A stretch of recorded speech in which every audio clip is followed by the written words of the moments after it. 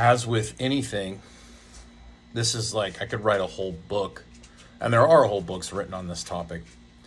It depends on what you're trying to do and what your goals are. Now, if you're doing like heavier lifts, triples, singles, where you're exerting, you're going to hold air. We can use, so the most efficient way to breathe when you're just moving, when you're walking around, is tongue in the roof of your mouth, breathing through and in and out through your nose. And most people actually breathe too much. Okay. And a lot of people run into problems where their belly button and their rib cage is not lined up. So they get into this extended position. A lot of people that are really hard chargers, they get stuck in this position and they start breathing with their neck and their traps, and they can't shut off, right? That's why I do there's a lot of reset drills that I have on my Ask the Strength Coach thread to do at the end of your training, so you can kind of shut off that stress response. So we can use breath to set position of the rib cage. Like, I like to have people exhale to get their rib cage and belly button together so that they can set up for their deadlift. So when they hinge, the rib cage goes with the pelvis so that they can actually get into their hips as opposed to arching. So we'll do that. But generally speaking, if you look at the deadlift tutorials, I recommend getting the rib cage in a good position, getting your canister engaged, and then finding your hips and hamstrings, and then filling up your low back and your whole trunk with air.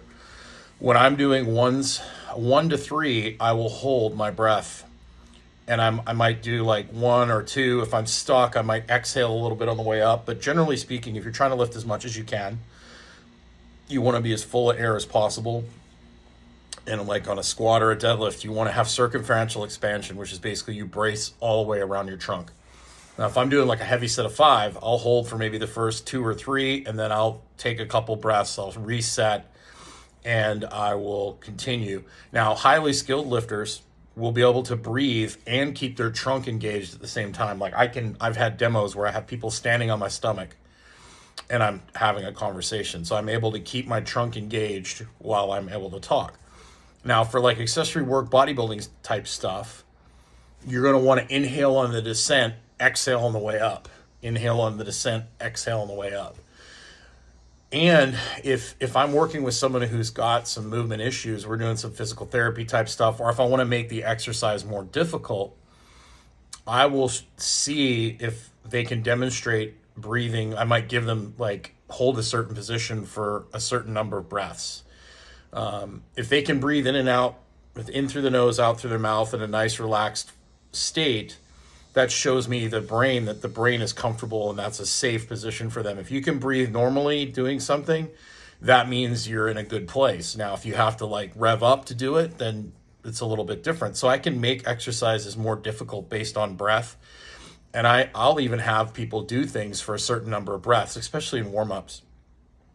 But generally, like on a lunge, on the way down, you're breathing in, on the way up, you're breathing out. Same with like a row. This way, you're exhaling, inhaling, exhaling, inhaling. But there's so many different ways to breathe and so many different tools. But generally speaking, when you're lifting heavier things, you're going to want to brace and you want to hold. It's a skill. And, you definitely, the biggest mistake people will make is they'll go to the bottom of a squat and they'll let their air out before they start coming up. A lot of people will come up and then let air out on the way up. It's just kind of personal preference. And, as you get used to straining, you have to strain through your trunk. A lot of people just don't know how to do that. I cue a lot of people to squeeze the bar, like on squats and bench and things like that, when they start to strain, to squeeze the bar, because that's going to activate your whole body and your trunk. So, it's a really complicated question. But generally speaking, in, out. On the way down on a lunge, in on the way down, out on the way up through the mouth.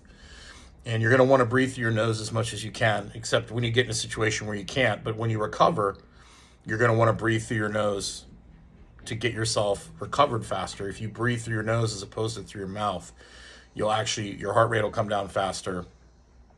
And a lot of what I do with athletes is teach them how to breathe more efficiently.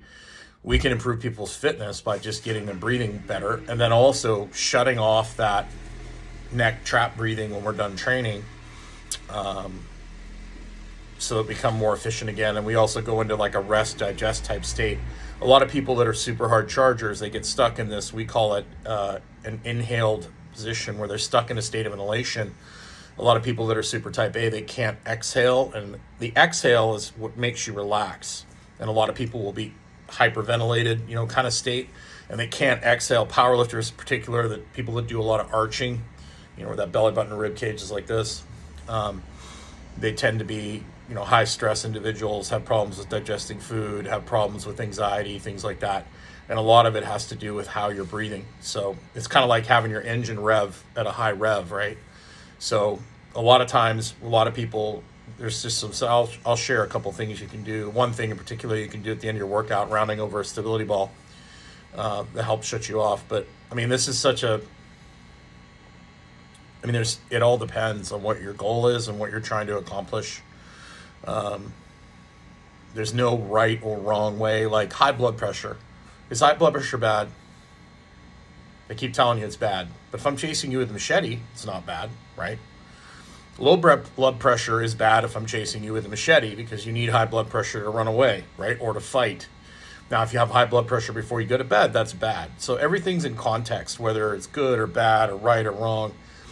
It all depends on the situation, especially when it comes to training.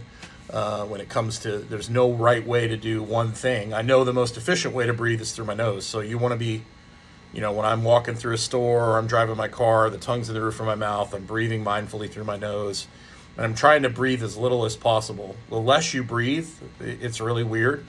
Actually, the more oxygen you absorb. The more you breathe, a lot of people get stuffy noses because their body's trying to get them to slow their breathing down. The more you breathe, the less oxygen you actually absorb. It's pretty crazy. So there's a few thoughts for you, and thank you for the question.